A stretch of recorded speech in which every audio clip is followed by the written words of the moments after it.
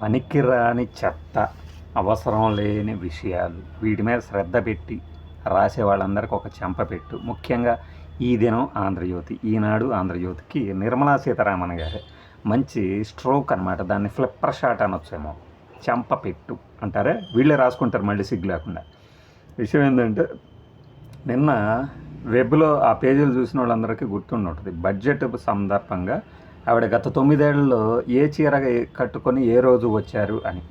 దాని మీద మా కొలీగ్స్తో నేను మాట్లాడితే, ఏంటి అది మనం కూడా వేసామా సిగ్గు ఎగ్గు లేకుండా, ఏంటి ఏ న్యూస్ అంటే, అది అది ఇంట్రెస్ట్ అండి. ఎవరికి ఇంట్రెస్టు? మనకి ఇప్పుడు సినిమాలు చూడండి, ఇదే ఇంట్రెస్ట్ అని చోట్ల థియేటర్ల ప్రొడ్యూసర్లు ఓటీటీతో టైఅప్ పెట్టుకొని వాళ్ళు ఓకే అంటే తీస్తున్నారు. ఎందుకు అంటే, మన ఇంట్రెస్ట్కి ఇదివరకుట్లాగా ఆల్టర్నేటివ్ లేదు కాదు, ఓటీటీ అనేది ఉంది కాబట్టి చచ్చినట్టు జనంకి ఏది నచ్చుతుందో దానికి కొద్దిగా సేఫ్ సైడ్ ఏది ఉంటుందో చూసుకొని చేస్తున్నారు. వీళ్ళు కూడా, మీడియా కూడా ఆల్టర్నేటివ్ లేదనుకుని మనం ఏది రాస్తే అదే చూస్తారు, జనం అదే చూస్తున్నారు, మేము అదే రాస్తున్నాం అనుకుంటూ అవి చీర మీద ఇప్పుడు బయటకు వచ్చింది. నిన్న ఆమెడ అసహనం వ్యక్తం చేయటం, అసలు ఏంటి ప్రతిరోజు బడ్జెట్ పెట్టిన ప్రతిసారి నన్నే అడుగుతారు ఈ చీరల గురించి. ఇదే ఒక మగాళ్ళు కనుక పెడితే మీరు వాళ్ళని అడిగేవాళ్ళ? ఈ దుస్తుల గురించి ఏంటి ప్రత్యేకత, ఊరికి ప్రెజర్ చేస్తారు, ఏంటి ప్రశ్నలు అని.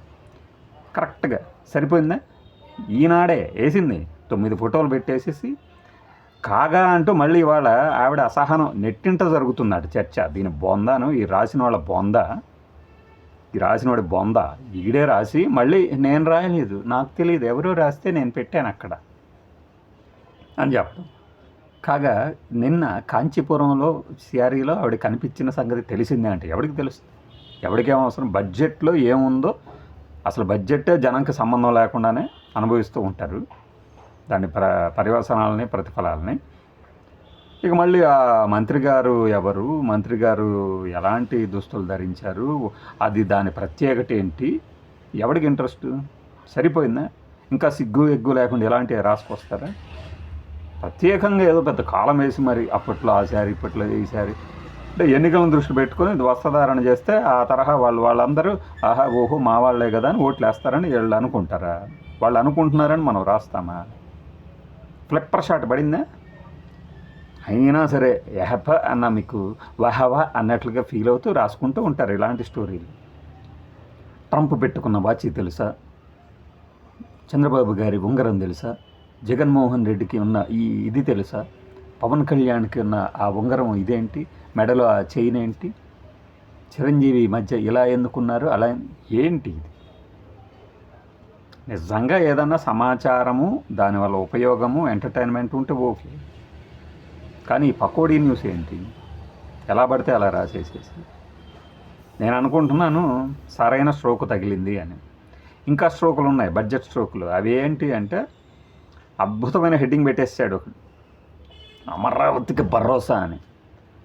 ఆ లోపల హెడ్డింగ్ అలా పెట్టి లోపల న్యూస్లు చూసేసరికి ఎవరో బాగా వేసినట్టున్నారు, దెబ్బకి హెడ్డింగ్ మారిపోయింది, ఏపీకి దక్కింది ఇదే అని మార్చేశారు.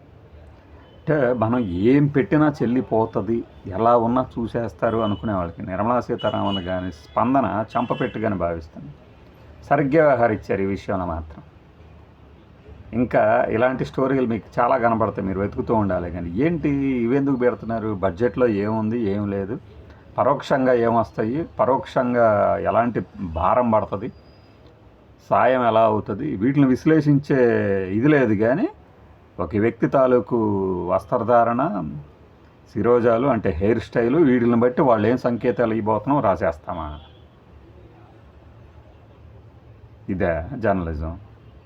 సరిపోయింది కదా, స్ట్రోక్ సరిపోయిందని నేను అనుకుంటున్నాను.